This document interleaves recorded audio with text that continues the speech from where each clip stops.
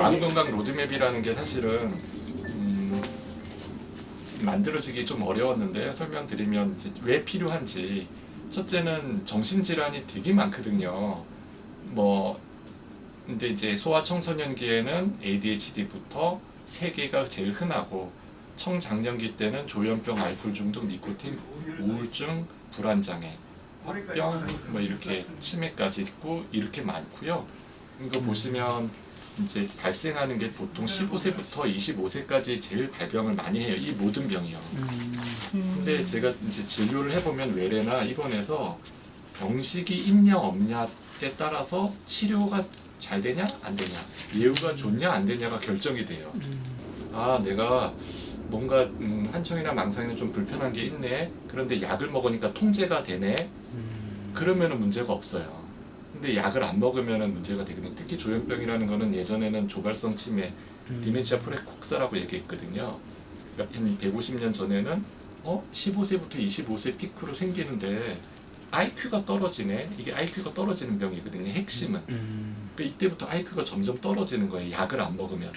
그러니까 치매처럼 보이는 거예요, 사람들이. 그래서 1000명씩 10,000명씩 가둬뒀던 거거든요. 그러니까 뭐 그것이 알고 싶다부터 추정 60분에 막 나왔던 거죠. IQ가 떨어지니까. 근데 50년대 이후에 1세대 약, 2세대 약, 3세대 약 나오면서 IQ가 안 떨어지는 거예요. 일찍 먹으면. 근데 발병했는데 6개월 있다 먹는지, 발병했는지 1년 있다 먹는지, 발병했는지 10년 있다 먹는 사람도 있어요. 본인이 오픈 안 하고 가족들이 눈치를 못 채서. 너무나 속상한 일이죠. 근데 그게 조현병뿐 아니라 이제 조울증도 마찬가지예요. 양극성 장애도 그렇고 공황장애도 마찬가지고 각종 여러 병들이 다 마찬가지인데 이 병이 뭔지에 대해서 아냐 모르느냐가 핵심인데, 옛날에는 글씨를 아냐, 아니 글을 아냐 모르냐를 가지고 이제 문맹이냐 아니냐, 리터러시에 대한 개념인데, 이제는 건강을 아냐 모르냐에 따라서 헬스 리터러시에 대한 개념이 생기고, 이제는 뇌를 아느냐 모르느냐, 정신 건강을 아느냐 모르느냐 가지고 브레인 리터러시라는 개념이 생기거든요. 많이 달라지는 거죠. 이 정신 건강에 대해서 이 12개의 질환이 한 집에 있어요. 저희 집만 해도 치매 있죠. 저희 뭐 고모님이라든지 아니면 큰아버님이라든지 더 위에 할머님이라든지 있을 수밖에 없어요. 이런 것들이 조금씩 다 있는데 그것에 대해서 잘 모른다는 거죠. 근데 그걸 모르고 10년, 20년 동안 계속 밤에 잠잘 때 다리를 주무르면서 자는 거예요. 그거는 일반 수면제가 아니거든요. 졸피뎀 같은 수면제가 아니고. 그런 식으로 몇 가지 정말 간단한 지식인데 그것만 알면은 해결될 수 있는 것들을, 화병 같은 것도 너무 신기하죠. 왜냐하면 여기저기 막 다니는데 뭐 예를 들면은 뭐 가정의학과, 내과 여러 과를 가가지고 가슴이 두근거린다, 뭐가 치밀어 오른다, 화가 난다, 뭐 여기저기 쑤시고 아프다, 배가 아프다, 머리 아프다. 근데 너무 신기한 거는 약을 반알 정도 먹으면 3일 만에 나서요. 거짓말 같잖아요. 정말 거짓말 같잖아요. 근데 그런 것들을 경험을 한다고요. 저희 의사들은, 그러니까 정신과 의사들은. 신기하게 낫거든요. 우울증은 보통 일주일 있다가 낫는데 화병은 3일 만에 딱 약 먹고 왜 이렇게 좋아졌냐고. 치매도 마찬가지예요. 치매도 뭐 그냥 아주 간단하지 뭐, 고혈압 걸리면 고혈압약 평생 먹어야지, 당뇨 걸리면 당뇨약 평생 먹어야지, 이런 것처럼 치매약 평생 먹어야지 꼭 이렇지 않아요. 치매도 어떤 종류냐에 따라서 또는 어느 상태냐에 따라서 먹는 약이나 용량이나 예쁜 치매냐 아니냐에 따라서 퀄리티가 굉장히 달라지거든요. 그런 것도 병식에 대한 부분이고. 근데 이런 부분이 이제까지는 어떤 식이었냐면, 증상이 있고 난 다음에 치료하는 게 너무 늦고 이용률도 병이 있어도 15%밖에 안 했거든요. 이제 인식이 안 좋으니까 약을 적게 먹는 거죠. 더 문제는 뭐냐면 생산성 저하에 대한 부분이고, WHO부터 시작해가지고 외부에서는 11조, 10조, 5조, 3조, 23조, 4조, 우리나라 예산이 400조니까 어마어마한 거거든요. 선을 놓고 있어요. 왜냐하면 이 부분은 병 있어? 그러면 병원 가세요. 공공 서비스에 대한 개념이 없고 민간 병원에서 정부에서 그냥 알아서 해결해라. 그리고 이거는 개인의 문제다. 자살도 마찬가지죠. 이거를 사회의 문제로 생각하거나 공공의 문제로 생각하지 않고 해결해라. 그리고 이제 나라별로 보면은 국가의 경쟁력을 떨어뜨리는 가장 이제 심한 그런 장애를 일으키는 게 1번이 요통이고 2번이 우울증으로 돼 있어요. 그러니까 허리 아픈 게 되게 많고 그것 때문에 직장에 가서 직장 못하는 것처럼 우울증이 있으면 직장에서 이제 일을 못하고 학생들이 공부를 안 한다는 거죠. 집안에서는 주부들이 이제 일을 못하고.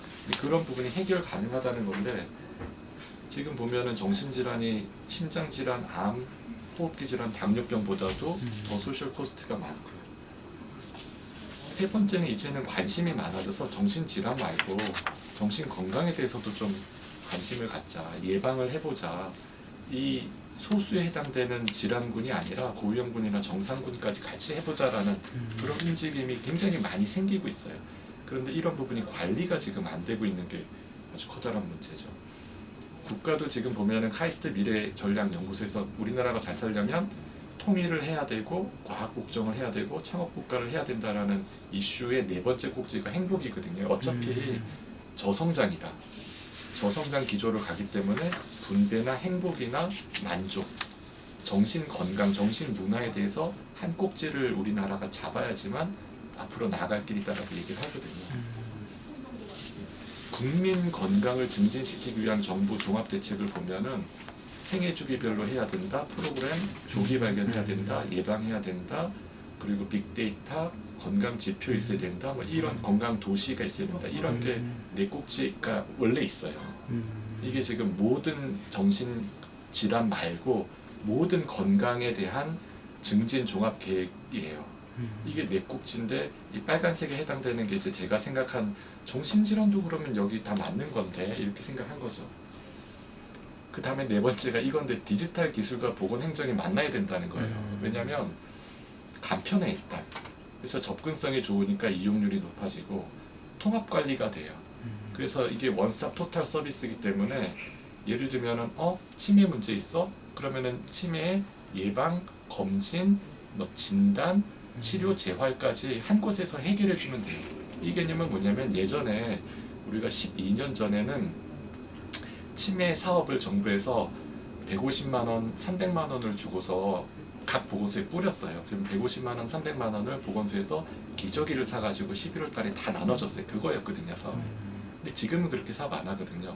통합관리가 된다고요. 치매 문제? 그럼 치매지원센터에 전화해야지. 해가지고 훨씬 더 다양한 서비스가 되거든요.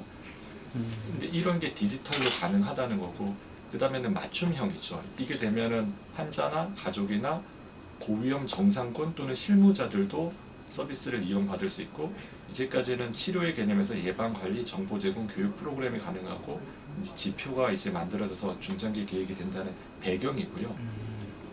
메이 총리가 올 초에 영국 국민은 4명 중 1명이 정신장애가 있고 147조 원의 소셜 코스트가 드니까 정신건강을 정책적 우선순위에 두겠다라고 얘기를 했고, 그때 얘기했던 게 디지털 정신건강 서비스거든요. 그래서 940억 원, 그러니까 670만 파운드, 6,700만 파운드를 투자하겠다.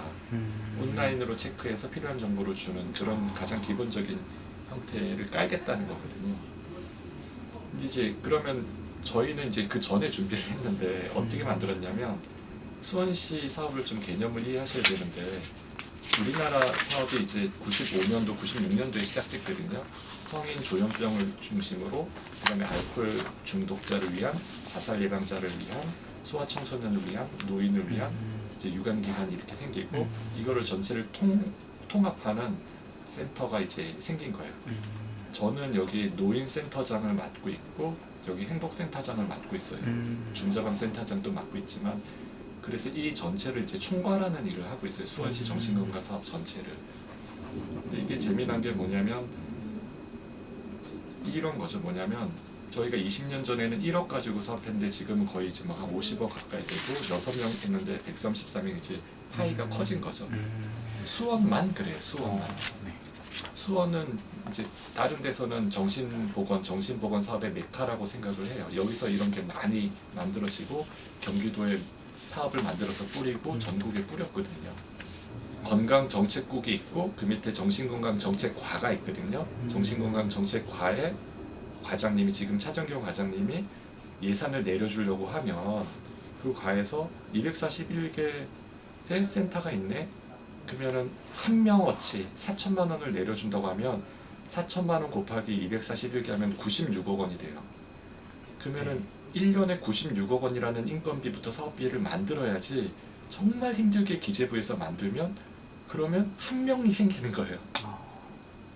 그러니까 이거는 국가에서는 우선순위가 얼마나 많은데 그 1개 과에서 100억을 지금 플러스 알파로 더 많이 딴다는 거는 너무나 힘든 작업이고 과에서 진행될 수 있는 건 아니고 대통령이 할 수밖에 없어요. 우리가 밀어야 되겠다. 그래도 한계가 있다는 거예요. 그러니까 파이가 커지는 게. 그렇다면은 그거는 국비고 도비나 시비, 특히 시에서 정신건강 도시의 개념으로 나가야 된다라는 거고 그게 이제까지 정신건강 1.0이 이거거든요. 나라에서 정책 세워가지고 돈 주면 인력 있어가지고 서비스 제공하는 게 녹색이고요. 이게 아니다. 아까 봤던 것처럼 정신건강의 문제는 어마어마하게 커다란 파인데 이거를 해결하려면 1개 보건소나 1개 정신건강증진센터에서 도시를 커버한다는 것은 어불성설이다.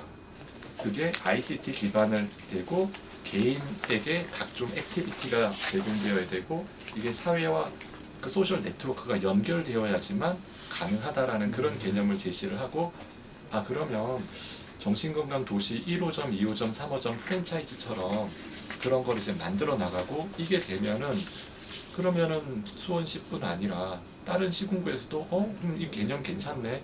우리도 우리 시 예산 남으니까 이거에 한번 좀 해볼래. 이렇게 될 거라는 거죠. 제가 안타까운 건 뭐냐면 교육계도 같이 이게 돼야 되거든요. 아까 얘기했던 것처럼 정신건강 관련된 보건교육이 굉장히 중요한데 초등학교, 중학교, 고등학교, 대학교 그런 거를 제대로 배워본 적이 없고 더 궁극의 목표는 사실은 행복인데 행복론에 대해서 행복학개론에 대해서도 배워본 적이 없거든요. 그게 가장 중요한데 가장 행복이란 무엇이고 행복해지려면 어떻게 해야 되고 우리는 서로 뭘 해야 되는지에 대해서 그거가 가장 중요하고 그것 때문에 사는 건데 배워본 적이 없다는 거죠. 근데 이제 ICT 처음에 만든 아이디어는 이거였어요. 기존에 앱이 되게 많은데 전부 다 가입을 안 하는 거예요, 사람들이. 네. 앱을 개발한 사람들은 처음에 동의하십니까? 그리고 설문 쫙 하는데 재미없어요. 꺼버려요. 네.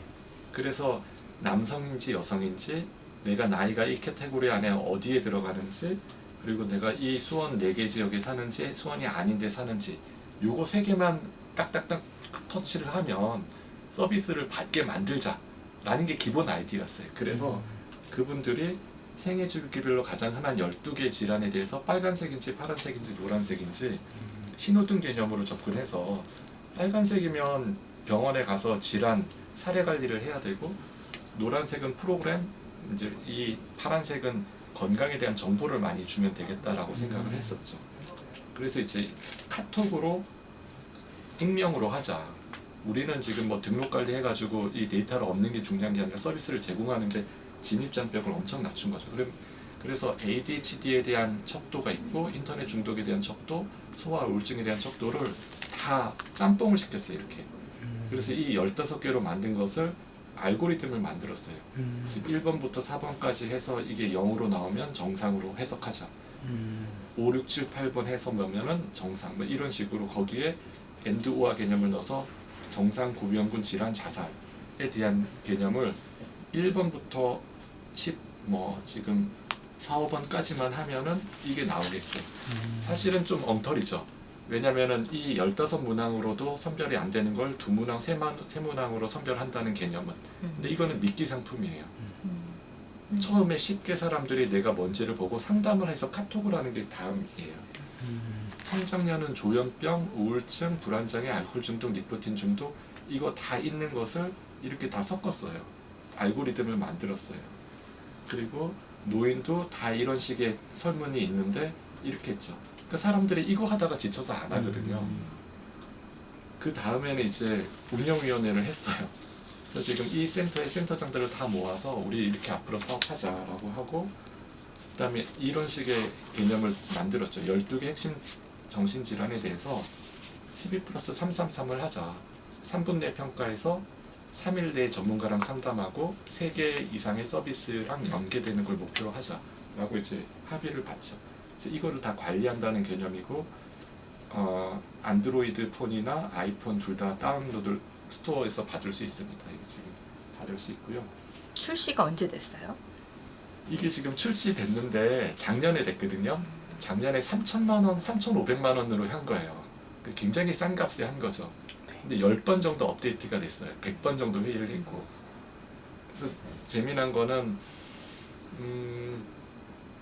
하다 보니까 버그가 좀 생겨요. 뭐 오타가 있어요. 뭐 이게 안 돌아가요. 그래서 계속 업데이트를 패치를 하고 했고요. 그 기능이 5개가 있는데 첫 번째가 이제 비밀 상담에 대한 부분, 그 다음에 초간단 정신건강 검진, 스트레스에 대한 게 있는데 성격을 평가해서 스트레스가 나오고요. 네 번째가 나에게 맞는 서비스가 뭔지를 제공해주고, 5번째가 모든 서비스를 다 제공해주는 그런 형태. 사용되는 방법을 이제 하면 회원가입이나 로그인 필요 없고, 오토 서비스라는 게 조금 이따가 보여드릴 텐데, 저희가 수원시의 정신건강 서비스가 100개가 넘거든요. 그거를 다 소팅을 했어요. 여기에 맞춰서. 그걸 좀 이따 보여드릴게요. 이렇게 초기 화면이고, 나의 정신건강. 이 중에 아까 얘기했던 거를 딱딱딱 누르면 yes, no, yes, no를 물어보면은 여기서 이제 바가 진행이 되고 분석을 해서 이 사람한테 조현병은 정상, 뭐는 뭐, 서비스는 뭐 이렇게 돼 있고 카톡 눌러서 상담하게 있거든요. 그리고 센터 소개가 나오고, 지금 뭐 우울증은 뭐 상담 필요 이렇게 나오고, 뭐 불안장애는 어떻고 각각 이런 식으로 나오고, 두 번째가 스트레스 관리인데요. 그거 하나만 있으면 사람들이 안 할 것 같아서 재미난 거는 이제 스트레스에 대해서 3가지 설정을 했죠. 인물을 갤러리에서 뽑아가지고 여기다 넣고 홍길동 이제 사진을 불러오기를 하게 돼 있고요. 내가 어디서 스트레스 받는지, 장소, 학교, 뭐 사무실, 그리고 내가 무슨 일 때문에 스트레스 받는지, 일에 대해서. 그러니까 이거는 목표를 명확하게 하는 개념이거든요. 그래서 이제 그것 때문에 짜증 나는지 뭐 하는지 이런 걸 체크하고 내 성격 검사를 이렇게 해요. 몇 가지를. 그러면은 성격이 4가지 유형으로 나눠서 당신은 용맹형이니까 이 5가지 중에 뭐를 하나 해보시오 라고 되고, 그걸 누르면 이 사람이 용맹형이니까 운동 쪽이 많고 이제 수원 삼성이나 각종 홈페이지로 연결이 돼요. 그래서 뭐 음악회는 음악 좋아하는 사람은 그런 뭐 각종 이런 음악과 관련된 홈페이지로 연결이 되고요. 그래서 내가 어떤 식으로 스트레스 관리하겠다라는 게 한 꼭지. 3번째는 수원시 정신건강이 영유아부터 아동 청소년 이제 어떤 서비스가 있는지를 보는 거죠. 이게 핵심은 뭐냐면 이제 제가 접근하는 건 이런 거거든요. 여러분들 세금 내잖아요. 세금 냈는데 무료로 하는 서비스 받아야죠. 당연한 권리입니다. 이거 다 무료로 하거든요. 찾아가는 서비스도 있어요. 우리 애가 뭐가 걱정이 됩니다. 그러면은 그 집으로 찾아가고 학교로 찾아가요. 가서 그거를 상담을 해주고 그것에 대한 자료나 정보를 제공해주고 필요하면 프로그램하고, 또 수원시에 있는 정신과 의사들이 지역과 개원 선생님들이 있잖아요. 그분들이 무료 상담을 해주거든요. 센터에 와서 그 상담하고 연결을 해줘요. 근데 그분들은 개업을 하기 때문에 저녁 때 상담을 해줘요. 근데 그걸 더 좋아해요. 7시부터 9시 뭐 이렇게 되니까. 그러니까 그분들은 무료로 해주고, 근데 그런 게 있다는 거를 몰라요. 받을 수 있는 거죠. 의료비 지원도 해줘요. 가난하면은 돈도 치료받아라고 돈도 대줘요. 노인 우울증 같은 경우는 2천만 원씩 해가지고 뭐 3만 원씩 뭐 36만 원씩 드리고 그러는 게 막 2천만 원씩 나가 1년에. 되게 좋아해요. 왜냐면 지금 보면은 뭐 이런 식으로 카톡으로 뭐, 근데 되게 재미난 거는 부산에서도 와요. 부산에서도 와가지고 부산에는 없나요? 그럼 사하구 정신보건센터를 가보세요. 어디서 무슨 정보가 있습니다. 그러니까 수요는 굉장히 많은데 해결해 줄 수 있는 데가 없다는 거죠. 원래는 복지부에서 이걸 만들면 좋아요. 근데 복지부에서 이걸 만들기가 어려운 것은, 이거는 오토 서비스를 근간으로 했기 때문에 수원에 있는 100개 서비스랑 연결한 거거든요. 복지부가 만들려면 굉장히 복잡해져요. 전국에 있는 서비스를 다 알아야지만 연결해 줄 수 있거든요. 예시를 보면은 제가 이제 처음 하면서 했던 거는 성인센터가 있어요. 저희가 그러면 성인센터는 제가 색깔로 다 구분을 하게 만들었어요. 빨간색은 질환군. 그러면 질환군에 24시간 집중 사례 관련 액트, 재활, 뭐 각종 여러 개가 30개가 있는데 빨간색, 노란색은 고위험군, 상담실, 특화, 레크레이션, 그룹인지, 멘토링, 정상군. 이거는 비타민 뭐 각종 교육 뭐 음악제, 연극제 이런 거겠죠. 가족을 위한 거 녹색군, 가족을 위한. 근데 이런 게 있다는 거를 모르는 거예요, 사람들이. 이건 아까 성인인데 아동을 위한 게 질환군이 있고 고위험군이 있고 정상군이 있고 가족이 있고 노인은 노인대로 있고 고위험군, 정상군, 가족봉사군, 자살도 질환군, 고위험군, 정상군 있어요. 근데 이게 있는데 사람들이 있는 줄 몰라요. 더 재미난 거는 실무자들도 몰라요. 실무자들도 자기 센터의 자기 사업만 알지 전체를 이해를 못해요. 근데 실제로는 그렇지는 않잖아요. 실제로는 한 가정에 문제가 있으면 그래 나한테 맞는 서비스는 뭘까? 그게 디지털하고 굉장히 잘 맞는 거죠. 맞춤형이니까. 이게 소팅을 해주거든요. 예를 한번 드려볼게요. 뭐냐면 사용 사례를 보면 아들이 컴퓨터 많이 해서 고민한다. 딱딱 누르면 56초 걸리고 당신한테 맞는 거는 스트레스 관리법 뭐가 많고 서비스 신청해서 그러면은 난타, 서포터즈하고 두드림하고 맘토닥 토크 여기에 초대돼서 이게 지금 가장 편한 것 중에 하나는 카톡으로 친구 맺기를 하면 옆방에 조선미 교수님 계시는데 뭐 각종 이 ADHD나 각종 애기 키우는 것에 대해서 명강의를 하시거든요. 그런 거 하거든 저희가. 그러면은 이런 거 있으니까 오십시오. 그러면 뭐 400명, 500명씩 오는데 소식을 몰랐던 거예요. 근데 그걸 미리 한 달, 두 달 전에 오면 그러면 가서 볼 수 있죠. 그런 거에 대한 게 푸싱 메일처럼 다 가거든요. 몇천 명씩. 산만하고 집중이 안 되는 말썽꾸러기 제자를 두는 교사. 이제 집에서 막 여러 가지 문제가 생기겠죠. 그럼 교사가 한번 이거를 뚝뚝 두드려 보고 이제 비밀 상담을 해보겠죠. 가입이 없으니까. 얘가 이런데 어떻게 된 거냐. 그러면 1대1 상담에서 전화하고 학교로 좀 와봐라. 그러면은 이제 스쿨 케어 신청하면은 학교를 찾아가죠. 센터 직원이. 그래서 이제 이렇게 상담한 것을 이제 조금 더 정밀하게 합니다. 뭐냐면 이거는 초간단 설문이고요. 이제 만약에 그게 내소 상담이나 되면 진짜 설문이 있고 그 다음에는 전문의 상담을 하게 돼요. 전문의.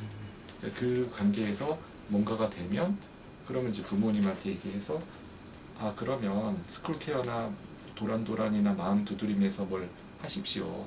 이것도 뭐 지원을 해주거든요. 스트레스가 많아서 직장인인데 폭음도 하고 우울 시기가 반복된다.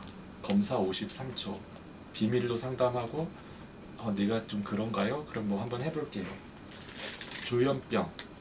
뭐 이것도 간단하게 했고 비밀 상담해서 그러면은 조기 개입하고 액트 뭐 이런 집중 사례 관리나 이런 걸 할 수가 있고 치매가 가장 무섭다는 할머니를 둔 손녀 금세하고 또 해서 치매 선별 검사나 뭐 각종 여러 가지 알고 보니까 치매 아니었다. 인문학 강의를 하죠. 행복 찾기 영화제, 뭐 인문학 강좌 이런 것도 계속 하거든요. 센터에서. 근데 제가 봤을 때는 좋은 강사가 와서 200~300명 와도 괜찮을 것 같은데 장소도 되고 시민들이 안 와요. 몰라서. 그런 거 있는지 몰라요. 나부잡비로 화풀이하고 하소연 많은 화병 할머니한테 도움을 주고 싶은 복지관 담당자. 이분들도 나하고는 상관없을 것 같지만 이런 거 있나 한번 뚝뚝 해봐서 그러면은 이분한테 해주고 싶은 게 있나요? 그러면 이렇게 해보세요 해서 종합대학 같은 데다가 넣어드릴 수가 있죠. 앞으로는 이제 저희가 이걸 설문을 이제 작년에 1000명 넘게 해서 나름 만족도도 이용도 편의도 이런 걸 봤고요. 지금 이 초간단 선별 검사가 타당도 괜찮은지에 대해서 지금 400명 정도를 대상으로 지금 연구를 하고 있어요. 이게 뭐냐면 이게 이 초간단으로 한 거랑 실제 의사가 한 거랑 진짜 설문지로 한 거랑 비교를 해서 얼마나 validity, reliability 이런 거 보거든요. 그래서 타당도하고 신뢰도를 봐서 나중에 괜찮으면 사실은 근데 저희는 처음에 그거를 약간 접어두고 시작했어요. 왜냐하면 상담받는 게 우선이지 이걸로 100% 정확하다라는 거는 말이 안 돼요. 어떻게 두문항 세문항 이런 거 물어본 거 가지고. 그런데 거기서 얘기를 하다 보면은 더 뭔가가 문제가 있는 사람이 쉽게 접근을 하게 되는 그런 식의 개념이죠. 이런 식의 개념이고, 이제 정신건강 도시를 만들기 위한 대전략, 세부 전략 같은 걸 가지고 있어요, 저희는. 그러니까 생애 주기별로 해야 된다. 사실은 이거는 맞아요. 조현병 위주의 사업을 하는 거는 100% 맞아요. 100% 동의해요. 그런데 파이가 지금보다 2배, 10배가 커져야 돼요. 지금 있는 이 파이 가지고는 아무것도 할 수가 없어요. 근데 제가 제일 이런 사업을 구상하고 계속 해왔던 이유 중에 하나는 속이 상해서 그랬던 거예요. 이 조현병 환자를 위한 사업이 되게 좋은 사업인데 아주 냉대를 받아요. 어디 나가서 하면 그래 장애인 사업 하니까 좋은 사업 하시네요. 그런데 우리는 표가 안 돼요. 예산을 줄 수 없습니다. 예산을 50% 깎겠습니다. 저는 자살도 인식의 개선, 인식의 변화가 제일 중요하다고 생각하거든요.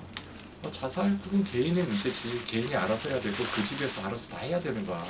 해자야. 이런 거 하고, 정신질환도 정신 건강의 문제거든요. 우리가 세금 냈으면 정당하게 서비스 받을 권리가 있고, 도로 항만도 중요하지만 이런 소프트한 서비스도 받을 권리가 있는 거거든요. 어렵지 않고. 근데 그게 디지털로 가능하다는 거죠. 그래서 그냥 제가 모토로 만든 거는 12+333, 12개 핵심 정신질환을 3분 내에 평가하고 3일 내에 전문가랑 상담하고 3개 이상 서비스랑 연결되겠다. 이런 식의 개념을 가지고 이제 한 거죠. 이거 말고 사실은 정신건강 도시에 대한 개념은 했던 사업이 재미있는 게 되게 많거든요. 근데 그 중에 하나예요, 이게 한 꼭지. 근데 이렇게 가야 된다라고 믿는 거예요. 이게 약간 포커스 돼서 말씀을 드린 겁니다. 이걸 왜 해야겠다고 생각하셨는지 궁금하거든요. 그게 있어요. 그러니까 WHO에서 말씀드렸는데 정신건강의 개념을 정의한 게 있어요. 영어로 이렇게 정의한 게 뭐냐면, 첫 번째는 정신질환이 없고, 아까 보셨던 정신질환이 없고, 나머지 4개가 충족되어야 되는데, 하나는 자기 자신의 능력을 깨닫고, 멋진 말이죠. 내가 어떤 능력이 있는지, 어떤 포텐셜이 있는지 깨닫는 게 이게 정신건강의 핵심 개념에 들어가고, 두 번째는 스트레스를 관리할 수 있고, 그것도 멋진 말이죠. 왜냐하면 세상 살면은 다 스트레스가 있는데, 저는 스트레스 관리하는 법을, 정신과 의사지만 공부는 했지만 그걸 정말 이렇게 많은 사람들이 알까? 또는 자기만의 노하우, 자기만의 방법 몇 개를 정말 급할 때 쓸 수 있는 방법, 술 마시는 거 말고 알까? 그건 어릴 때부터 배워야 된다고 생각하거든요. 세 번째는 생산성이 높아져야 된다는 거거든요. 그래서 뭐 직장인은 업무를 더 잘하고, 학생은 공부를 더 잘하고, 주부님들은 더 집안일을 더 잘하고, 이게 이제 세계 되고. 근데 이 세 가지는 자기 능력 커져서 스트레스 관리하고 생산성 높아지면 이기적인 거잖아요. 네 번째는 공동체에 대한 거예요. 이타적인 거. 남과 함께 나눠야 된다라는 게 있어요. 이 네 가지가 있어야지만 정신이 건강하다라고 얘기를 한다는 거예요. 너무 멋진 거예요. 아주 이상적인 거거든요. 이렇게 살면 되잖아, 이게. 근데 그런 걸 한번 만들어 보고 싶었어요. 힘들긴 하지만, 이거 한번 체계적으로 한번 이렇게 한번 해보자. 그래서 저희가 이름도 행복센터라고 이름을 지은 게, 아까 저희 이제 수원에는 소아, 성인, 노인, 자살 예방, 중독관리 지원센터 이렇게 5개가 있는데, 행복은 일반 시민을 위한 사업이거든요. 이런 식에서 건강 증진, 정신건강 증진. 그런데 기존의 수원시가 아닌 다른 데서는 이 정신건강센터의 규모도 되게 작아요. 4명, 6명, 많으면 8명. 근데 거기서 성인 사업도 하고, 소아 사업도 하고, 노인 사업도 하고, 자살 예방 사업도 해요. 그 말 뜻은 안 한다는 거예요. 그 몇 명이 어떻게 전체를 해요? 그러니까 기본적으로는 파이가 커져야 되는데, 파이가 커지려면은 이렇게 일반 시민도 같이 동참할 수 있는 걸로 시장님을 설득을 해야 되고, 또 그게 설득이 돼서 이게 이렇게 좀 커질 수 있는 기회가 됐어요. 그 약간 연결이 되는 건데, 제가 듣고 싶은 답은 우리는 그러니까 이런 앱을 사람들이 이제 쓰게 만들려면 필요성을 느껴야 되잖아요. 네. 우리는 인간은 왜 마음 건강을 왜 관리해야 될까요? 그러니까 제가 들으면서 느낀 거는 행복해지기 위해서. 맞아요. 네, 그 얘기를 맞아요. 사람들이 공감을 해야 될 것 같아요. 그래서 다시 질문을 드릴게요. 우리는 왜 그러니까 그런 필요성을 느끼지 않거든요. 평소에는. 그러니까 건강을 신체적인 건강 일을 하기 위해서 중요하고 관리를 해야 하지만 내가 마음 건강을 관리해야겠다는 생각은 안 한단 말이에요. 근데 우리는 왜 마음 건강을 관리해야 될까요? 이제는 신체적인 건강뿐 아니라 정신적인 건강에 대해서도 관심을 가져야 되는 시대가 된 거예요. 시대가 바뀐 거고 이제 먹고 사는 것 정도에서 관심을 갖는 것에서 정신적인 것 그리고 행복해지는 것에 대해서 관심을 갖는 시대가 바뀐 거고 그런 것에 대한 어떤 방법이 생긴 거예요. 그리고 생애 주기별 12개 이제 질환을 정신질환 얘기하셨는데 사실 아직까지 거부감이 있거든요. 이걸 그래프를 봐도 난 아니었으면 좋겠다라는 그런 생각이 먼저 들 정도로. 근데 이런 질환, 생애 12가지 이런 질환은 매우 자연스러운 거죠. 이거는 이제 많은 사람들이 위선적이라고 생각해요, 저는. 우리나라에서는 4명 중에 1명, 영국도 4명 중에 1명, 미국은 100명 중에 42명이거든요. 평생 1개 이상의 정신질환을 앓고 고통을 받는데 숨긴단 말이에요. 그러면은 그 문제가 더 커지죠. 근데 이거를 국가가 해결해 줘야 되거든요. 근데 그러기 위해서는 생각을 잘 해보면 조현병을 앓고 있는 가족들 굉장히 고통스러워요. 그렇지만 치매를 앓고 있는 환자의 가족도 마찬가지로 고통스러워요. 조울증을 가지고 있는 환자의 가족도 고통스러워요. 인터넷 중독이나 알코올 중독이나 ADHD를 가지고 있는 가족들도 고통스러워요.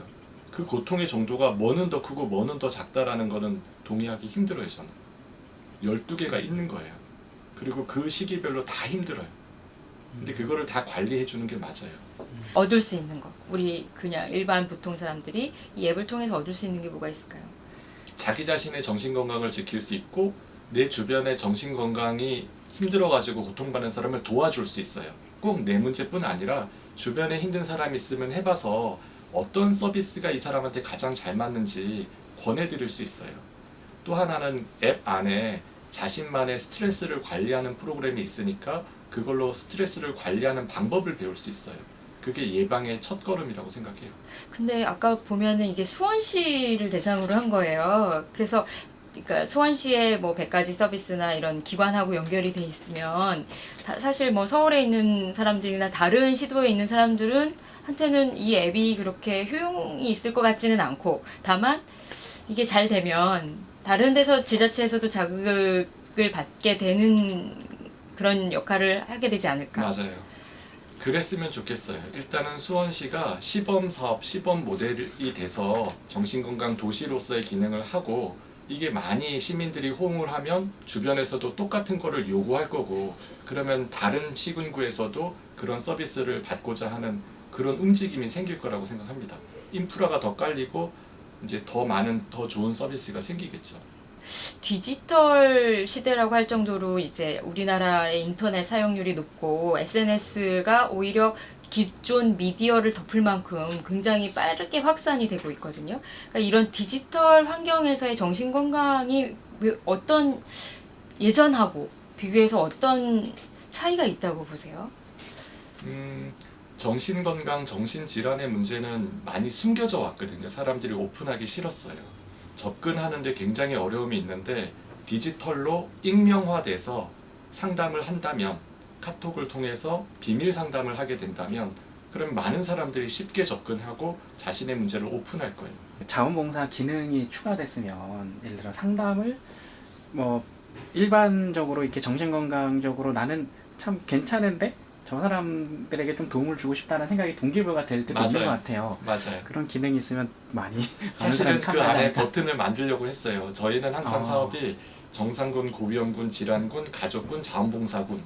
근데 그거를 다 여기다 넣기는 너무나 어렵고요. 실제로 저희가 사업을 했고 몇 주 전에 정신건강 자원봉사단을 이제 만들어가지고 그거를 운영을 대학생도 들어오고 네. 뭐 전국에서 좀 참여를 한 게 있었습니다. 와, 너무 좋더라고요. 이게 그 일테면 그러니까 이타적인 것이라는 단어 자체가 너무 좋잖아요. 공동체적인 것이고 이 앱 자체가 추구하는 게 막 보여지니까 야, 이거는 확산 잘 되면 굉장히 필요하겠다. 저는 그냥 이게 앱이 재밌었으면 좋겠어요. 어. 아주 가벼워서 소프트해서 정신건강 별거 아니야.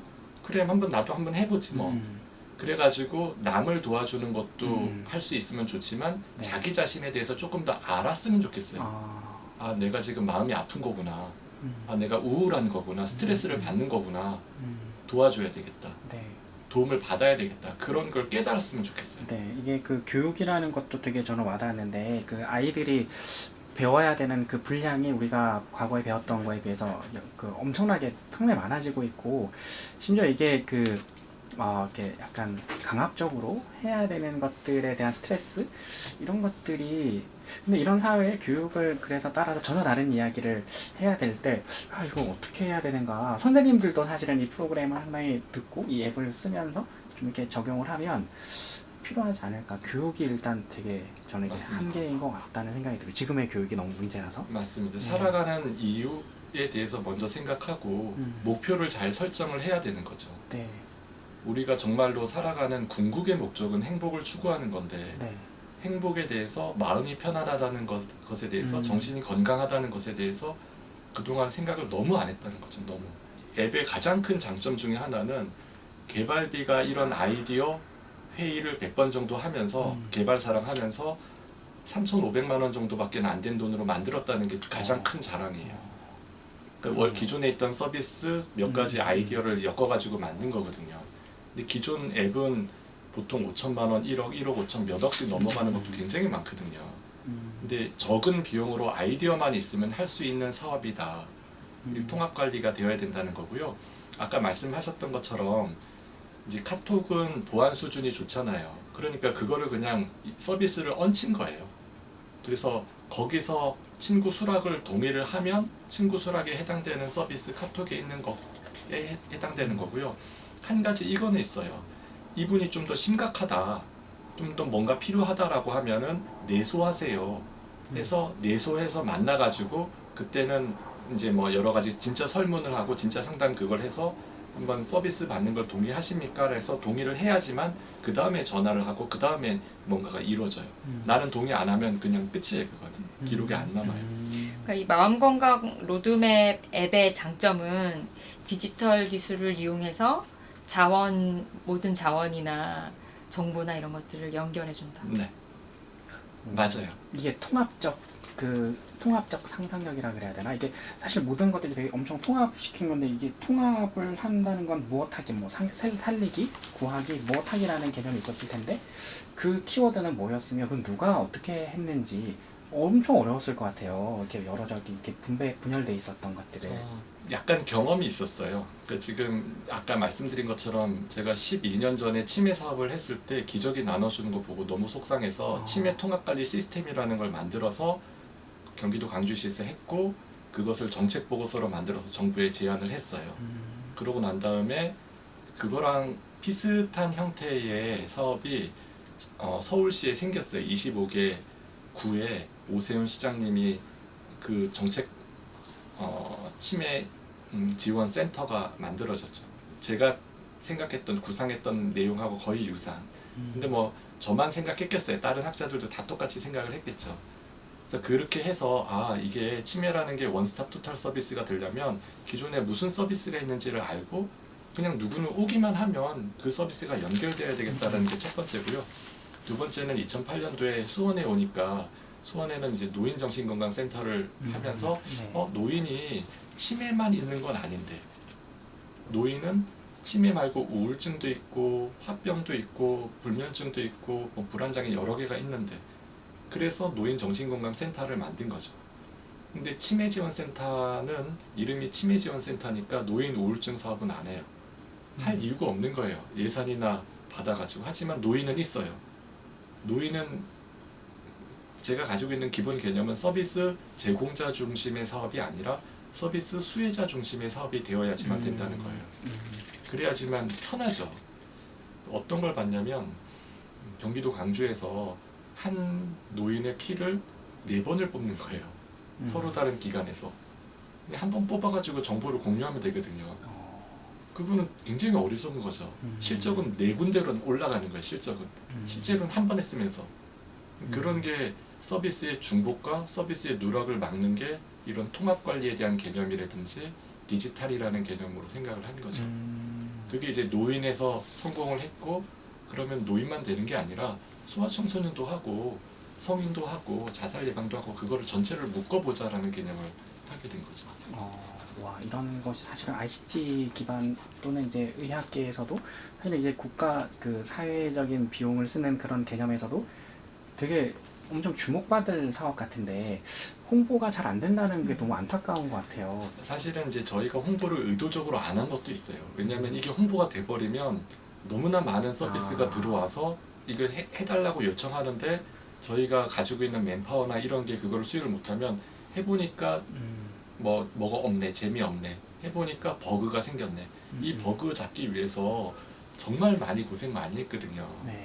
그러니까 뭐 어디로 넘어가다가 렉이 걸린다든지 화면이 어떻게 된다든지 네. 그런 걸 한 10번 정도 업데이트해서 지금은 출시해도, 그러니까 출시는 한 상태지만 세상에 이렇게 시연회를 통해서 오픈을 해도 되겠구나 하는 자신감이 생겨서 이제 시장님이나 시의장님이나 모시고 이제 하게 된 거죠. 이게 아까 저도 궁금했던 게 도대체 몇 사람이나 인력이 있고 예산은 얼마나 있고 그런지도 궁금하더라고요. 아까 보셨던 것처럼 한 센터의 예산은 한 7, 8억 정도 되고 15명 정도 된다고 생각하시면 돼요. 근데 그거는 수원만 그래요. 다른 데는 훨씬 더 적어요. 뭐 4억의 절반 정도만 된다든지. 그러니까 241개 정신건강증진센터가 지금 이름이 바뀌어서 정신건강복지센터라고 이름이 바뀌었거든요. 인구 4만인데도 하나가 있어요. 여기는 인구가 120만인데 4개 있으니까 많지가 않은 거죠.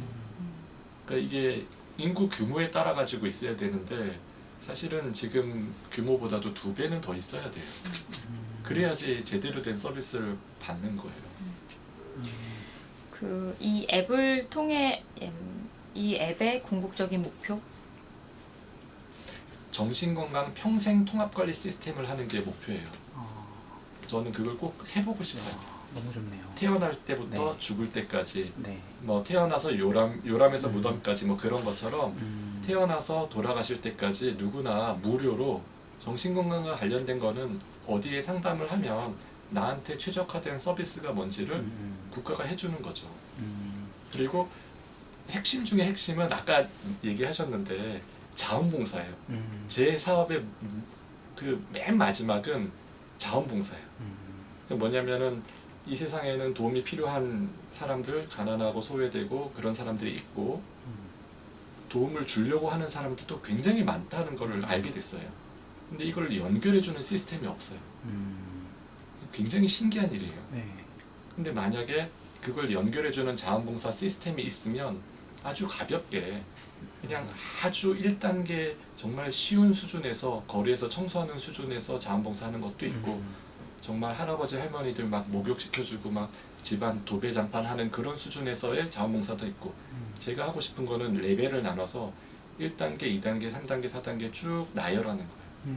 그러면 내가 할 수 있는 능력에 따라서 그냥 하면 되거든요. 9단계 어려운 거를 어떻게 강요해요. 그러니까 봉사라는 개념 자체가 너무 어려워요. 이거는 아니라고 생각해요. 봉사의 1단계는 아주 쉽게. 근데 그거 하다가 재밌으면 2단계 넘어가고 이런 식으로 봉사하는 것 자체가 그냥 일반화되고 이제 뭐라 그럴까요? 민주시민의 기본 소양 이런 게 됐으면 좋겠어요. 외국은 그렇잖아요, 사실은. 네. 일부에서는 또 제가 자꾸 보수적인 질문을 드리게 되는데 정신건강을 왜 국가가 책임져줘야 되느냐 그러니까 지금까지 우리의 그 문화나 인식이 그런 것들은 자살과 마찬가지로 개인의 문제라고 여겨졌거든요. 개인이 이겨내지 못해서 개인이 정신력이 약해서 그건 개인의 문제로 여겨왔는데 이런 걸 왜 국가가 평생 동안 통합관리 시스템으로 해줘야 되느냐 정신력의 문제를 저는 선진국이냐 후진국이냐의 차이라고 생각을 해요. 국가 미래전략연구소에서 대한민국이 앞으로 나아가기 위해서는 행복이나 정신 건강에 투자를 많이 해야 된다라는 게 이미 나와 있고 그런 부분에 대해서 관심을 가져야 될 때가 됐다라고 생각을 합니다. 제 마지막 질문인데요. 교수님은 이런 걸 왜 하고 싶으세요? 그냥 한번 해보고 싶은 거예요. 그냥 아무 이유 없이. 누군가는 해야 되는 일이라고 생각해요. 누군가는. 제가 작년에 재작년이 됐군요. 재작년에 어떤 프로 때문에 일본에 가서 방송 촬영을 한 적이 있는데 와코시라는 작은 도시에 어떤 공무원이 하나 있는 거예요. 그 공무원이 20년 동안 아무도 안 하는 일인데 통합관리 사업을 하기 시작했어요. 이해 당사자를 다 불러가지고 회의를 계속해서 이분한테 가장 맞는 서비스가 뭔지에 대해서 그 기관에서는 무슨 서비스 제공하고 이런 거를 계속했거든요. 그게 지역 포괄 케어 시스템의 기반이 됐거든요. 와코시의 도나이 부장이라는 분이 그분을 직접 만났는데 에너지가 되게 많더라고요. 그냥 그렇게 시작했던 게 일본에 7,000개, 8,000개 퍼진 거예요. 근거는 아주 확실해요. 뭐냐면 그렇게 하니까 정부 재정이 절반으로 줄었다. 그러니까 정부가 이제 그거는 지역 포괄 케어 시스템의 핵심은 이제 장기 요양 시스템하고 이제 치매나 각종 이런 노인 문제를 다루는 방법에 대한 거거든요. 근데 서비스 제공자 중심이 아니라 서비스 수혜자 중심으로 그렇게 하니까 그 지역에 투입되는 재정이 다른 시군구보다 50%더 낮더라는 게 아주 명확한 근거가 생기고 그게 생기니까 이제 막 퍼지기 시작하는 거죠. 근데 그게 어려워요, 사실은. 이게 만약에 설득력이 있으려면 이렇게 사업한 것이 뭔가 경제적으로 더 이득이 되어야 돼요. 경제적으로 생산성이 늘어나고 또 정신건강 관리하는 데 드는 비용이 더 줄어들고 근데 그런 거는 추후 연구를 통해서 만들어 나가야 된다고 생각해요. 그것만 만들어지면 그러면은 전 세계적으로도 되게 드문 일이라고 생각해요. 이런 시도는. 저는 작년에 그 오셨던 시미지 야스유키 씨가 얘기한 연계의 힘 그 단어가 떠올랐거든요. 그러니까 이런 자원이 흩어져 있는 자원이나 정보나 뭐 이런 툴 뭐 이런 것들이 다 연계가 돼서 다 같이 잘 살고 사람을 살리고 다 같이 행복해졌으면 좋겠다. 이런 게 아닌가. 맞아요. 근데 그런 서비스나 그런 기관이나 거기에 종사하는 분들은 연계되거나 모일 이유가 한 개도 없어요. 정말로 그 주어진 예산에 주어진 업무만 하면 되지 그거를 통합하려고 하는 힘, 추진력 전혀 없어요. 왜요? 알고 있을 텐데요. 이게 연결이 되면 다 연결하시는 분들이니까 사회복지사들 연결되면 좋다는 거는 알고 있지만 그거를 만든 힘이 없어요. 만드는 힘이 추진력을 가지고 있는 그런 기관이. 근데 심지어 복지부나 보건소나 이런 데서도 강압적으로 그거를 연계시키기가 쉽지는 않아요. 반발이 되게 심해요. 디지털에선 그게 쉽다고 보시는 거죠? 디지털에서는 가능하죠. 그리고 지금 일단 이 과정까지 쉽게 말씀드리긴 했지만 설득하는 과정이 너무 길었어요. 그런데 그게 설득이 다 되더라고요. 쉬운 논리거든요. 굉장히 쉬운 논리이기 때문에 설득은 다 되는데 이제 그 과정까지가 하기가 좀 이제 귀찮은 거죠. 근데 이게 이제 시연을 하시고 발표를 하시고 나면 어쨌든 사람들이 많이 알게 되고 그러면 되게 지금 있는 인력으로 다 감당하시기가 어렵지 않을까. 파이가 커질 거라고 생각해요. 수요가 늘어나는 거를 원해요. 그러면은 이게 좋은 사업이고 많은 사람이 원하면 어떤 형태로든 늘어나는 게 맞다라고 생각해요. 이제까지 조직이나 인력이나 예산이 그런 식으로 늘어왔거든요. 필요성에 의해서. 인식의 전환이 없으면은 정신보건 사업은 절대로 커나가지 않을 거예요. 그런데 제가 생각하는 거는 조현병 위주의 만성 중증 정신 질환자 관리 사업은 정말로 중요한데 이게 예산이 느는 게 너무 어려워요. 그러니까 저의 목표 중에 하나는 이게 잘 돼서 최종적으로는 조현병 환자 그리고 그 가족들의 삶의 질이나 서비스가 더 많아지는 거를 목표로 하는 거예요. 그러니까 그분들한테 가야 되는 예산이나 인력이 뺏어서 제가 이 사업을 하는 게 아니라 파이가 커져가지고 이 혜택이 이분들한테 가는 거죠. 그렇게 안 되면은 희망이 없어요. 지금 아까 얘기했던 것처럼 1년에 100억 어떻게 만들어요? 근데 100억 만들어도 지자체당 한 명씩 있으면 한 명이 무슨 사업을 해요? 연계가 돼야 돼요. 교육계 그리고 문화계 같이 정신건강을 증진시키는 것에 대해서 관심을 가지고 우리 한번 해보자 이렇게. 그 최준희 양 관련 방법이 없을까? 이런 교수님. 친구들은 어떻게 도와줘야 돼요? 그러니까 이런 인스타그램이나 이런 SNS를 통해서 자신의 그런 뭐 자살 충동이나 이런 것들을 표현하는 게 어떻게 보면 신호잖아요. SOS에 대한 그런 신호인데 어떻게 대처하는 게 좋을지. 기본적으로는 세 가지거든요. 하나는 쉬든지 잠잠해질 때까지. 왜냐면은 자살 사고에 대한 부분이 풍선이 점점 커져가지고 더 이상 커지지 못할 때 뻥 터지는 그런 개념이거든요. 그래서 뭔가 가만히 있으면 저절로 좀 줄어드는 그런 특징이 있거든요. 조용히 쉬든지 가만히 있으면 그 감정도 같이 줄어들거든요. 두 번째는 상담을 받든지. 이 상담은 전문가의 상담을 받을 필요는 없어요. 가족도 되고 친구도 되고 누군가 계속 얘기를 하다 보면은 친한 친구 또는 선의를 가진 친구보다 전문적인 지식을 가진 분들이 상담을 하게 되면 풍선이 점점 줄어들겠죠. 속상한 마음이 다 사라지니까.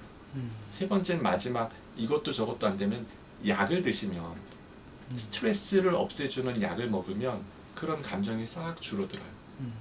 사실은 병원에서는 세 번째로 제일 많이 경험을 하죠. 그래서 그 약에 대해서 효과를 너무나 신뢰를 하죠. 그런데 일상적으로는 그렇게 할 수가 없죠. 절대로. 모든 사람들이 어떻게 약을 먹어요? 그거는 말이 안 되죠. 그렇기 때문에 처음에 얘기했던 것처럼 잘 쉰다는 것은 아까 얘기했던 거랑 일맥상통하는 건데, 내가 스트레스를 받을 때 어떻게 관리해야 된다라는 것을 기본적으로 알고 있어야 되는 거예요. 세상에 살다 보면은 인간이 신이 아니기 때문에 사건, 사고, 질병이 생기거든요. 스트레스 받거든요.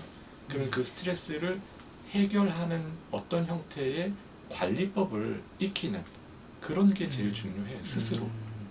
그 중에 제일 간단한 게 쉬는 거죠. 먹고 자고 쉬고 그 다음에는 상담하고 이렇게 돼야 되겠죠. 이런 소셜 계정에 그런 자살에 대한 암시를 하는 건 관심을 받기 위해서가 더 크지 않나요? 저는 그렇게 생각하게 되는데 사람마다 틀린 건가요? 굉장히 어려운 질문인 것 같아요. 왜냐하면 그런 형태의 행위를 했을 때 숨겨진 의미가 사람마다 다 다를 것 같아요. 제발 좀 나를 도와주세요 하고 헬프미 이렇게 도움을 요청하는 분도 계실 거고, 또 내가 얼마나 힘든지 다른 사람 좀 알아줬으면 좋겠다라고 과시하거나 좀 그랬을 수도 있을 것 같고, 방법이 좀 다를 것 같아요. 대처하는 방법이. 그 두 번째 아까 말씀해 주셨던 주변에 있는 지인들이라던가 아니면 친구, 뭐 동료, 뭐 가족들. 근데 이게 그 들을 준비가 또 잘 안 돼 있고, 우리들은 때로는 이제 그거를 말을 걸 준비가 잘 안 돼 있고 그 방법을 잘 모르기도 하고 어색한데, 그럴 때 참 난감한 것 같아요. 제일 먼저 어떻게 이렇게 말문을 열어야 될지, 그런 것들. 모르면서 아는 척하는 건 금물이에요. 아, 무슨 뜻이냐면은 누군가 고민이 있으면 고민을 끝까지 물어봐야 돼. 끝까지.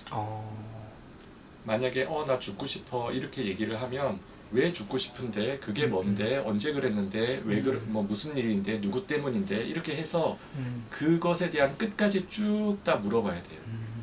그래야지만 공감하는 힘이 생겨요. 이해하는 힘이 생겨요. 상대방이 뭐 때문에 야 뭐 별것도 아니네 이렇게 이해가 될 수도 있고, 정말 힘들었겠구나.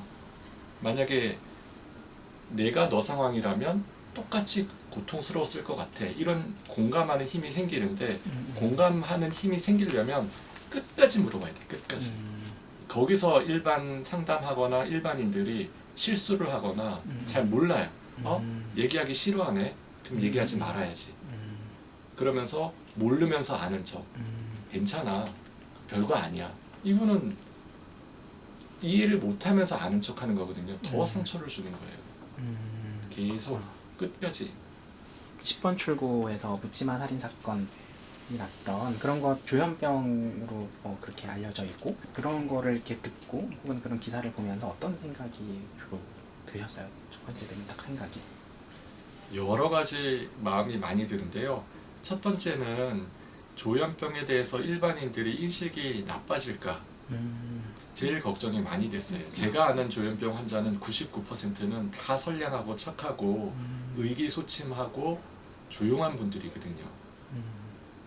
사회적 약자면 약자지 사회적 어떤 범죄자는 절대로 아닌데 잘못 오해되는 게 제일 걱정스러웠고 거기서 언론이나 많은 사람들이 갖는 시각은 조현병 자체에 초점을 맞추는데 거기에 한마디만 덧붙였으면 좋겠어요. YTN이 그 역할을 해주면 좋을 것 같은데 치료받지 않은 조현병 환자는 이게 제일 중요한 말이거든요. 치료받지 않는 조현병 환자는 무슨 행동을 하는 거거든요. 그러니까 이게 치료냐 치료가 아니냐의 개념이지 병이 무서운 건 아니거든요. 암도 걸리면 무서운 게 아니라 치료 안 받아가지고 진행이 되면 무서운 거지. 초기에 다 수술하고 무슨 치료하면은 암이 무슨 문제가 되겠어요. 뭐 4명 중에 1명 걸린다고 하는데 조현병도 마찬가지거든요. 그게 이제 1번 걱정이 됐었고요. 두 번째는 영국이나 선진국에서는 그런 일이 있으면 국가에서 이런 커다란 일이 있으니까 상담이 필요하지 않습니까? 하고 거꾸로 이제 강력범죄에 대한 어떤 일이 생겼을 때 피해자 가족들한테 상담을 권유하는 센터가 있어요. 우리나라도 생기기 시작했어요. 스마일 센터라고. 그런 게 더 많이 생겨야 돼요. 그래서 그것도 하나의 서비스죠. 국가에서 재난뿐 아니라 이런 자연재해나 어떤 커다란 재난뿐 아니라 이런 범죄에 해당되는 것도 정말 트라우마에 해당되는 게 생기면 그것도 서비스를 받을 수 있는 그런 게 생겨야 되는 거죠.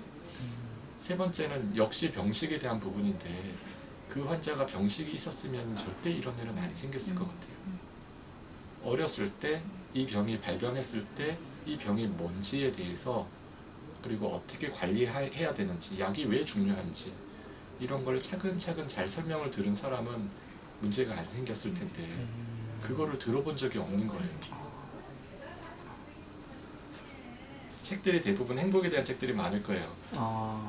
체계적으로 접근했거든요, 저희가. 그러면은 행복이라는 거 정말 되게 그 아리스토텔레스, 니코마코스 윤리학부터 나와서 뭐 엄청 많잖아요. 네. 이런 것들이 어쩌면은 교수님은 의학이지만 또한 인문학에서도 많은 철학 교수님들도 되게 강조하는 부분이기도 한데 어떻게 행복해야 할 것인가 많은 연대가 필요할 것 같아요. 많은 학계에서 그 부분에 대한 솔루션도 가지고 있어요. 뭐냐면 저희는 이제 긍정 심리학에 대한 거거든요. 포지티브 사이콜로지라는 건데 세 가지가 있어요. 하나는 개인, 인디비주얼. 두 번째는 그룹. 이제 사람들이 다 이걸 하거든요. 1대1 상담을 해서 긍정적으로 변하는 거. 10명 모아놓고 긍정적으로 되는 거. 세 번째는 소셜 포지티브 사이콜로지 또는 파퓰레이셔널 PP인데 이건 없어요. 전 세계적으로. 그게 뭐예요?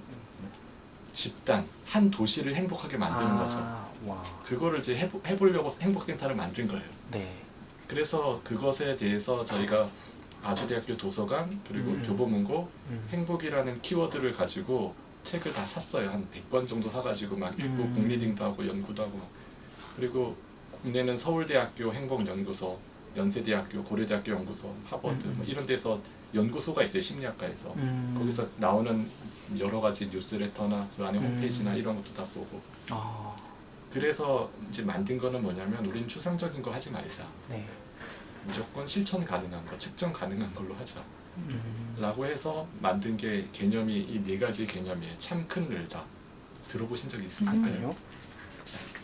뭐냐면 행복이라는 게 참 행복이 있고 큰 행복이 있고 늘 행복이 있고 다 행복이 있다라는 거죠. 많은 사람들이 행복 사업하면은 굉장히 식상해 하거든요. 아니 그거는 뭐 너무 뻔한 거야. 그거는 재미없어. 그거는 누구나 다 하잖아. 근데 그렇게 얘기했던 것 중에 하나가 행복의 참 의미를 깨닫는 작업이 1번이거든요. 근데 많은 사람들이 이렇게 하면 행복해집니다라고 하는데 그대로 하면 행복해지지 않거든요. 그거는 자기가 처해진 상황에 따라서 행복의 의미가 다 달라지기 때문에 그렇거든요. 거기에 대한 솔루션은 스마트폰이에요. 디지털. 1분 동안 셀프로 레코딩을 하면 돼요. 한번 해보세요. 뭐냐면 30초 동안은 나 자신에게 있어서 행복이란 무엇인가, 나머지 30초는 그 행복을 더 증진시키기 위해서, 더 키우기 위해서 나는 무슨 노력을 하고 있나, 또는 앞으로 할 것인가. 처음에 이거 하면 굉장히 오글거려요. 굉장히 내가 내 자신한테 얘기를 하는 거거든요. 저는 일주일 걸렸어요. 이거 찍는데 정말 힘들었어요. 왜냐하면 찍으면서 내가 정신과 의사고 교수인데 행복에 대해서 이렇게 진지하게 생각해 본 적이 없구나. 그리고 그렇게 생각해서 방법론적인 것도 내 나름대로 바뀔 수 있어요. 저희가 이 1분짜리 동영상을 몇백 개를 가지고 있어요. 사실은 저희가 몇천 개, 몇만 개 모으는 게 저희 꿈이에요. 그건 뭐냐면 수원시장님처럼 제일 높은 분부터 무슨 뭐 정자동 또는 뭐 조원시장에서 고등어를 파는 할머니까지, 또는 초등학생부터 노인까지 다 1분짜리를 해서 그거를 다 뭐 예를 들면은 어떤 커다란 통에 또는 플랫폼에다가 놓고서 생각하는 거죠. 너무 좋다 그거. 왜냐면은 그러면은 나랑 나이가 비슷한데, 나랑 비슷한 직종인데 이 사람은 이런 게 행복이라고 하네. 나는 몰랐는데. 이 사람은 행복을 증진시키기 위해서 운동을 하네, 치킨을 먹네, 뭐를 하네. 아주 틀에 박힌 그런 답변도 있지만 정말 재미난 것도 있을 거거든요. 그런 게 다 모이는 게 디지털이고, 그러면은 깨달음이라는 게 생길 거예요. 그렇구나. 이 사람들은 가족을 중시 여기는구나. 참 건강을 중시 여기는구나. 이런 건 그 다음에 생기고, 그게 1번이고요. 2번은 이제 큰 행복인데, 행복이 뭐 행복 사업 하면은 100% 행복해집니다. 100% 거짓말이죠. 100%는 거짓말이거든요. 저희가 추구하는 건 1%예요. 1% 더. 아주 소심하죠. 1% 더 커다란 행복을 만드는 방법에 대해서 가르쳐요. 그런 것도 방법론적인 게 있거든요. 예를 들면은 퍼플 컬러의 팔찌가 있어요. 혹시 불만제로 팔찌라고 들어보셨어요? 미국의 윌 보엔 목사님이죠. 그분이 이제 만든 건데 팔찌를 끼고 있는 거예요. 그리고 불평을 안 하는 거예요. 불평을 하면 팔찌를 다른 쪽으로 옮겨요.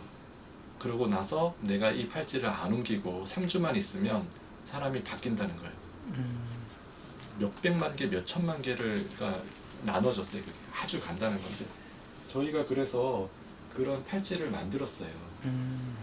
그게 저희는 이제 행복 팔찌, 긍정 팔찌라는 건데, 그게 뭐냐면 팔찌가 이제 처음에 생각했던 거는 이 세상에 있는 언어 중에서 가장 긍정적인 언어가 뭔지를 찾았어요. 먼저 이제 낙천적인 나라들이 있잖아요. 남미 사람들, 스페인 언어가 긍정적인 말이 제일 많대요. 그래서 팔찌를 긍정 팔찌 한국말로 쓰면 좀 그러니까 영어로 쓸까 하다가 스페인 말로 썼어요. 그래서 풀세라 파지티보라는 거를 새겨가지고 만들었어요.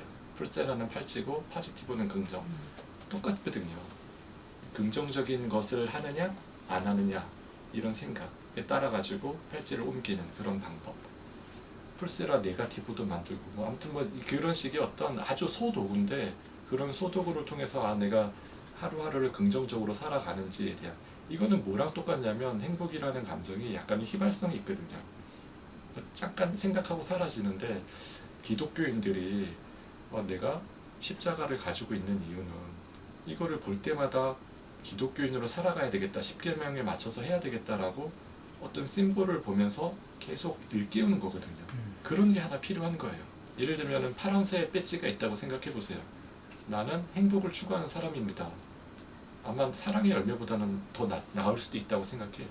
이 방법을 아는 사람입니다. 이런 게 이제 필요한 거죠. 그런 방법론적인 거를 개발해 가지고 가르치는 그런 걸 하고요. 늘 행복은 아까 얘기했던 것처럼 금세 행복해지고 안 행복해지고 하지만 24시간 1년 내내 행복해야 되거든요. 이제 그런 것과 관련된 저희가 봄에 행복해지는 거, 여름, 가을, 겨울 그런 거를 이벤트를 만들어서 계속 뭔가를 돌려가면서 해요. 늘 행복해지는. 결국은 큰 게 아니라 작은 변화에 대해서 깨달음, 재미난 거, 이런 거 있었네, 신기한 거, 그런 걸 이제 만들어주는 거죠. 네 번째가 제일 중요한데 다 행복이거든요. 나만 행복해지면 대부분 술 마시고 노래방 가고 담배 피고 이건 행복 아니거든요. 행복일 수 있겠죠. 일부 쾌락. 그런데 저희가 연구하거나 많은 학자들이 얘기한 거는 뭐냐면 다 같이 행복해지는 게 진짜 행복이다. 내가 행복해지는 게 기본이지만 여력이 있으면 남을 도와서. 그게 뭐냐면 하버드의 소니아 르보모스키라는 박사가 크로닉 해피니스에 대한 개념을 만들었어요. 크로닉은 만성화된 길어진 행복. 그러니까 행복이 짧은 행복이 있고 긴 행복이 있는데 나 자신을 위한 것은 짧고 남을 도와준 건 길다. 예를 들어 가지고 5,000원이 있어서 스타벅스를 내가 먹으면 그날 하루 기분 좋지만 스타벅스 그거를 남을 주면 일주일 동안 기분이 좋더라 하는 거를 논문을 써가지고 만들었거든요. 이론적으로.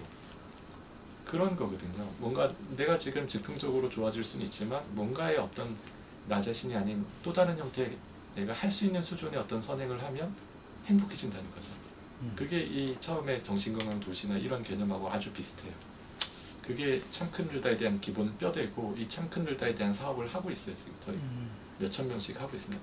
원래 개념은 아마 그게 MBC인지 KBS인지 행복 프로젝트가 있었어요. 그래서 그 슬라우시티라는 데서 뭐 이렇게 행복해지기 위해서 심리학자들이 들어가가지고 몇 명이 팀을 짜가지고 10계명처럼 만들어서 사람들한테 뭐 화분도 키워보게 하고 뭐도 하고 뭐 그런 행동을 하고 그거 하니까 행복해지더라 뭐 이런 식의 연말에 연초에 뭐 이렇게 하는 그런 다큐멘터리 1부작 2부작 행복 뭐 이렇게 있었거든요. 저런 식으로 인터벤션을 하면 도시가 행복해질 수 있네. 근데 이제 그 후속 논문이나 후속 연구에서는 그 사람들이 빠지니까 다시 불행해졌어요. 그러니까 그게 문화가 돼야 된다는 거죠. 그게 뭐 3개월 했으면 before, after 3개월 사이에 행복해질 수는 있겠죠. 근데 그게 지속해지려면 사업화돼야 되고 그게 문화가 돼야 되거든요. 교육이나. 근데 그런 게 되기를 바라는 거죠, 여기서. 어려워요, 근데 이건 되게 어려워요. 왜냐하면 에너지가 많이 들고 이런 개념에 대해서 사람들이 처음에는 낯설어하고 공감은 하는데 낯설어하죠. 근데 저는 이게 지금은 이렇게 시작해서 근거를 계속 만들고는 있지만 5년 뒤에는 되게 중요한 사업이 될 것 같아요. 5년 뒤에는. 문화라는 키워드를 종종 쓰시는데 너무 인상적이네요. 문화적인 것이 1년, 10년이 아니라 100년 걸린다고 했는데 되게 오래 걸리는 거지만 그것만큼 중요하고 힘있는 건 없는 것 같더라고요. 그래야지 행복해지고 하루만 행복해지는 게 아니라 1년 내내 행복해질 수 있거든요. 네. 평생 행복해질 수 있고 문화는 곳곳에 있으니까.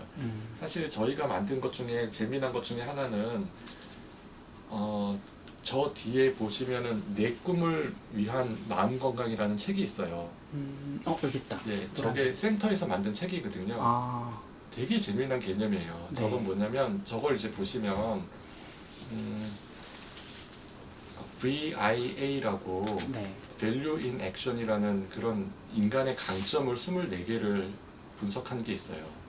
그 긍정심리학의 어떤 기본 개념이긴 한데 그 사람이 긍정심리학을 했던 마틴 셀리그만이라는 사람이 미국의 심리학회 회장이 되기 전에는 긍정심리학을 했던 분인데 그분이 그 전까지만 해도 학습되는 무기력처럼 많은 심리학자들이 네거티브한 거에 대한 관심을 가지고 인간이 왜 이렇게 모자라나 우울하나 이런 것만 관심을 가졌는데 긍정적인 게 필요하다고 해서 90년대 이후로 많이 바뀌었거든요. 그래서 24개의 강점을 찾았는데 저게 24개의 강점에 뭐를 맺힌 거냐면 24개의 정신건강 위인을 저희가 만들었어요. 그러니까 위대한 업적이 있었던 사람이죠. 그래서 저 안에 컨셉은 다 보시면 정말 다른 사람들은 위인이라고 생각했는데 어렸을 때 엄청난 고생을 많이 했다. 고난이 있었다. 그런데 이 사람은 이런 강점이 있어서 이거를 극복해서 이걸 이뤘다. 라는 게 스토리로 돼 있어요. 그리고 토론북처럼 돼 있어요. 토론북 사실은 초등학교나 중학교 학생들이 토론하기에 What if라고 써 있어가지고 당신이 만약 이랬으면 어땠을까 이렇게 돼 있거든요. 이 사람들은 맞아요. 그거예요. 저거 꺼내셔도 돼요 지금. 이거를 QR코드로 만들어서 저 꿈은 곳곳에 이거를 심는 거예요. 그러면 핸드폰으로 그걸 QR코드로 대면은 이분의 스토리에 대한 게 딱 뜨는 거죠. 증강현실처럼. 근데 저희가 그런 작업을 도서관에서 좀 했었거든요. 전시를. 반응이 되게 좋았어요. 되게 재밌어 했어요 애들이.